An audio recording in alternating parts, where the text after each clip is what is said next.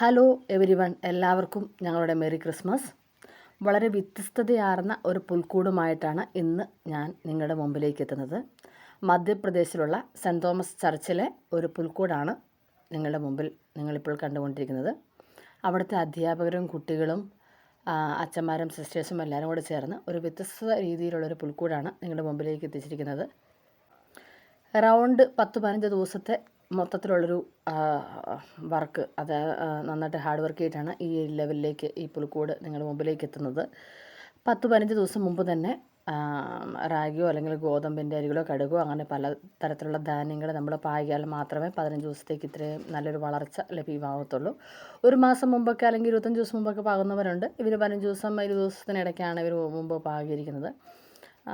നല്ല ലൈറ്റൊക്കെ ഇട്ട് കഴിയുമ്പോൾ നല്ല രസമായിട്ട് കാണുന്ന ഒരു ഭംഗി കിട്ടാൻ വേണ്ടി അവരവരുടേതായ ഒരു മാക്സിമം അവർ കഷ്ടപ്പെട്ടിരുന്നു. ഒത്തിരി പേര് കഷ്ടപ്പെട്ടതിൻ്റെ ഒരു റിസൾട്ടാണ് ഇപ്പോൾ നിങ്ങൾ കാണുന്നത്. ഇത് മധ്യപ്രദേശിലുള്ള ഉജ്ജയിൽ നിന്നും ഒരു 40-50 കിലോമീറ്റർ ഡിഫറൻസിലുള്ള ചെറിയൊരു പള്ളിയിലാണുള്ളത്. അവിടെ 100ഓളം കുടുംബങ്ങൾ ഈ ഇടവക അംഗങ്ങളായിട്ടുണ്ട്. അവരുടെയൊക്കെ ഒരു കഷ്ടപ്പാട് പലരും പല ദിവസങ്ങളിൽ രാത്രികളിൽ വന്നും ഒക്കെ ഉണ്ടാക്കിയ അവരുടെ ദിവസത്തെ വർക്ക് കഴിഞ്ഞതിന് ശേഷം രാത്രി വന്നുണ്ടാക്കിയതിൻ്റെ ഒരു കഷ്ടപ്പാടിൻ്റെ ഒരു ഫലമാണ് നിങ്ങൾ ഈ കാണുന്നത്. നമ്മളെല്ലായിടത്തും പുൽക്കൂട് കാണുന്നെങ്കിലും നമ്മൾ വ്യത്യസ്ത പുൽക്കൂട് പെട്ടെന്ന് നമ്മൾ ശ്രദ്ധിക്കപ്പെടും. അതുപോലെ തന്നെ ഒരു വ്യത്യസ്തതയാർന്ന ഒരു പുൽക്കൂടായതുകൊണ്ട് തന്നെ ഒരു വീഡിയോ ഇടാമെന്ന് വിചാരിച്ചിട്ടതാണ്. നിങ്ങൾക്ക് ഈ പുൽക്കൂടിൻ്റെ ഭംഗി ഇഷ്ടപ്പെട്ടോ? അതെയോ നിങ്ങളുടെ വീട്ടിൽ വേറെ രീതിയിലുള്ള പുൽക്കൂടൊക്കെ ആയിരിക്കുമല്ലോ ഉണ്ടാക്കിയത്? ഈ വർഷം നിങ്ങൾ പുൽക്കൂട് ഉണ്ടാക്കിയായിരുന്നോ?